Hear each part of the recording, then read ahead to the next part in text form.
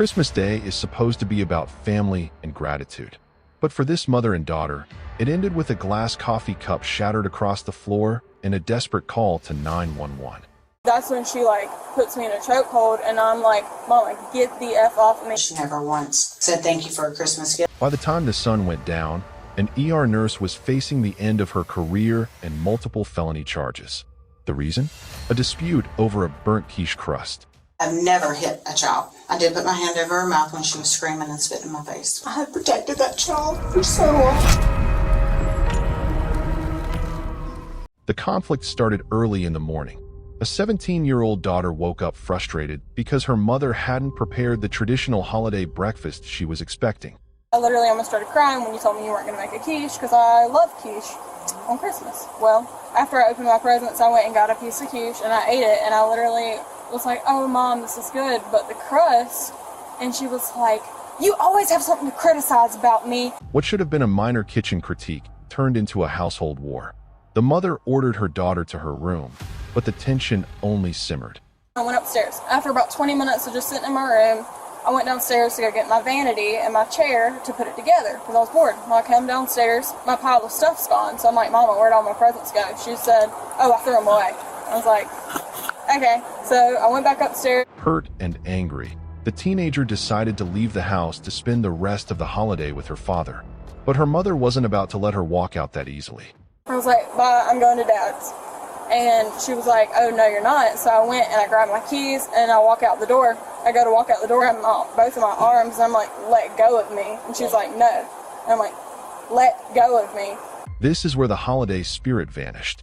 As the daughter tried to push her way out the door, the physical struggle turned dangerous. When I push her, that's when she puts me in a chokehold, and I'm like, Mama, get the F off of me, get the F off of me.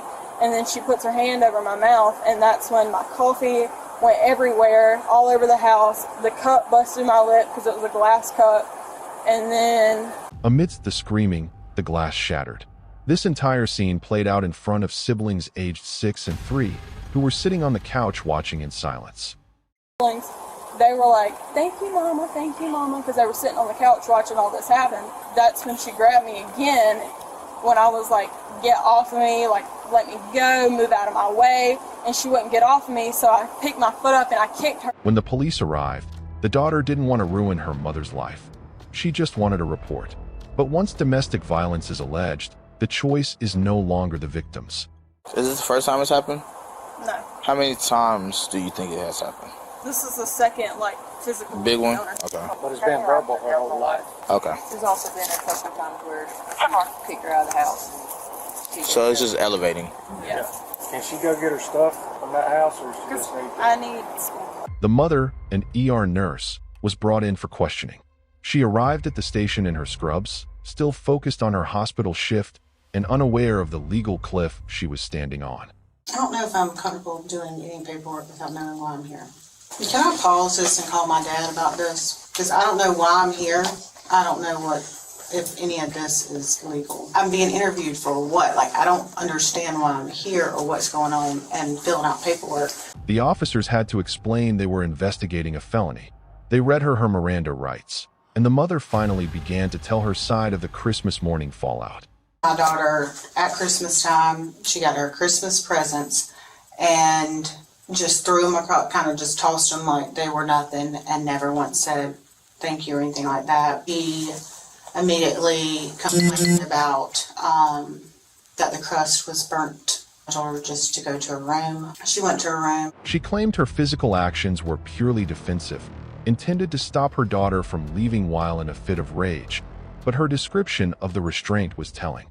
Went towards the door, I grabbed her arm, told her, you're not going anywhere, you're not leaving. And at that point, she raised her fist up to try to hit me. And then that was when she turned around and I put her down in a chair. I did put my arm around her to put her down in a chair. And at that point, she's still screaming, yelling at me.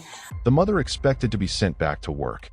She was the only nurse in the ER, and she assumed her status as a protector would shield her from the consequences. Can I go to work and do it because I'm the only nurse in the ER? Look at me. We need this statement, okay? It's going to help you help everybody determine what's fixing to happen next. okay? It's just do this for us. I understand work, I really do, but it's totally up to what you want to do. But this is going to take a little bit, okay? But the evidence of the struggle and the nature of the charges were too severe. The officers delivered the news that would effectively end her professional life. I'm just going to tell you all your charges, okay? You're going to be charged with simple battery, family violence, and cruelty to children, with both children being there. Your daughter's going to get the same thing, okay? Listen, look at me. I know it, but listen to me. Listen to me. Listen. What? Listen to me. I'm gonna let you go back to work today because you're the only one there, okay? Nobody's gonna know. The realization that a felony charge would likely end her nursing career caused an immediate emotional breakdown in the interview room. Listen to me. Listen to me. Listen to me. I know it's a lot to take in. I know that. Oh, I would have just pressed charges on him 17 years ago for me. But no. Even as she spiraled, she couldn't understand the logistics of her own arrest, questioning how she would even get to the jail to be processed. Where am I supposed to go? You'll come here tomorrow morning. So I come in at 7:30, I go, You'll come here. y'all will take me there? Yeah, we'll take you there. Well, it'll be another day shift. But you'll go to the jail, you'll get Like, I have to go by a police car? Or you can go, listen to me, or you can go straight to the jail. The officer clarified that the victim's wishes no longer mattered.